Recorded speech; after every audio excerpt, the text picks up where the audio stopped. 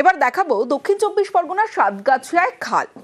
যে খালের ছবি দেখছেন 6 কিলোমিটারের খাল, আর সেই খাল 40 বছর পর সংস্কার হচ্ছে।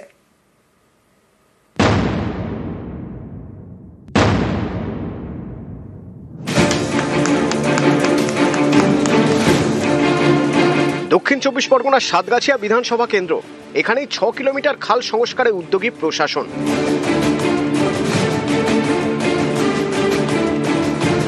বুড়ুল স্লুইস গেট থেকে পূর্ব তেলারি পর্যন্ত 6 কিলোমিটার খাল। হুগলি নদীর জল এই খালের মাধ্যমে বিভিন্ন জমিতে পৌঁছে যেত, চাষে সেচের কাজে সুবিধা হতো। কিন্তু 40 বছর সংস্কার হয়নি খালটি। সংস্কারের অভাবে একেবারে মুজে গিয়েছিল।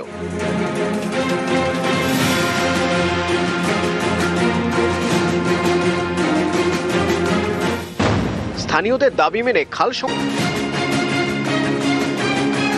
এটা যদি পরিষ্কার পরিচ্ছন্ন করা কি ভালো হবে কি? হ্যাঁ, অবশ্যই ভালো হবে। জঙ্গল হয়ে যাচ্ছে তো, গাছপালা হয়ে হোগলা ফোগলা হয়ে তো নোংরা হয়ে যাচ্ছে। পরিষ্কার হলে তারা উপকৃত হবে। হ্যাঁ, খাল নিয়ে পরিষ্কার করুন, করলে আমাদের চাষবাস যা যাবতি আমরা সুখে থাকবো। চাষবাস হলে পরে আমরা দুটো খেতেও পাবো, মাছ চিংড়ি হবে, সব হবে। বুড়ুলের খাল ছাড়াও আলমপুর থেকে সাতগাছিয়া পর্যন্ত খাল সংস্কারের জন্য সাংসদ তহবিলের টাকা বরাদ্দ হয়েছে। গদখালি স্লুইস গেট থেকে রানিয়া পর্যন্ত আরও একটি খাল পরিষ্কারের কাজও শুরু হয়েছে। সাতগাছিয়া থেকে সমীর মণ্ডল, নিউজ 18 বাংলা।